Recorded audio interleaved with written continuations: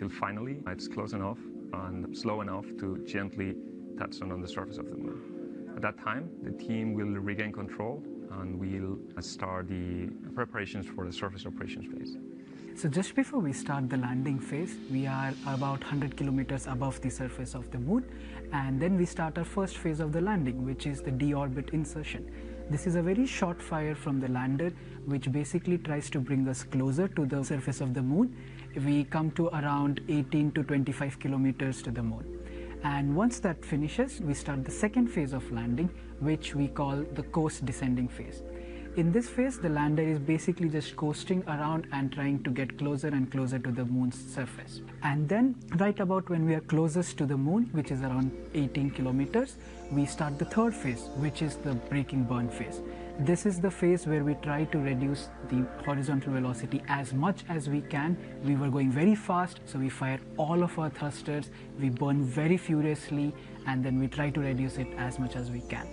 And after a certain amount of time, we reach the fourth phase, which is the braking burn / pitch up phase. So we were horizontal before, now we are trying to become a little vertical to approach our landing site, and then we reach the fifth phase of our landing, which is the terminal descent phase. At this time, our lander is almost vertical. We have reduced almost all of the horizontal velocity, and now we are slowly approaching our landing site. After above just 20 meters or 10 meters above the surface, we reach the sixth phase, which is the terminal landing.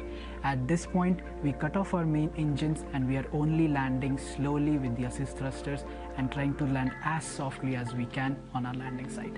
And once that finishes, we are at the moon.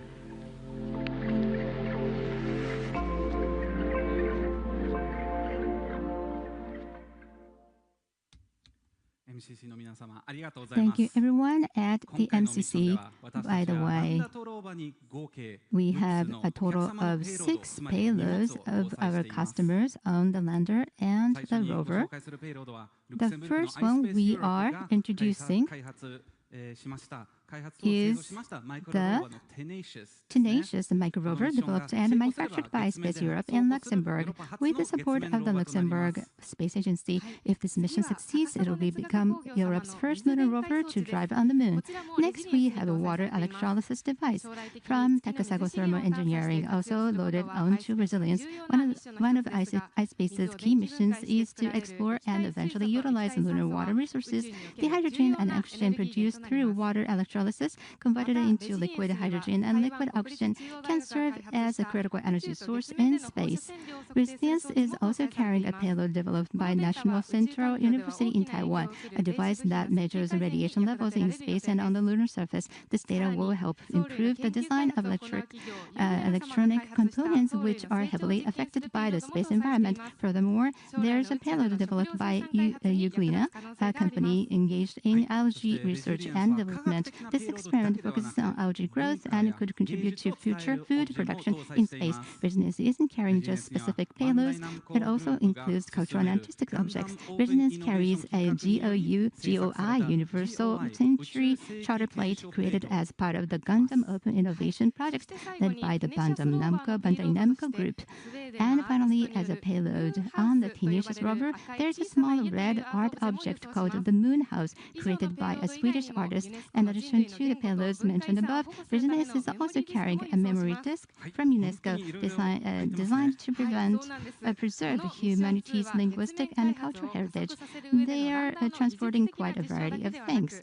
Mission 2 is not only a technology demonstration for accelerating lunar development, but also a part of the Hector-R program designed to validate iSpace's business model for lunar transportation services. Let's welcome someone who knows the Resilience lander better than anyone. Joining us now is Mr. Yoshitsugu Hitachi, Executive Vice President of Engineering at iSpace and the lead for Mission 2 development.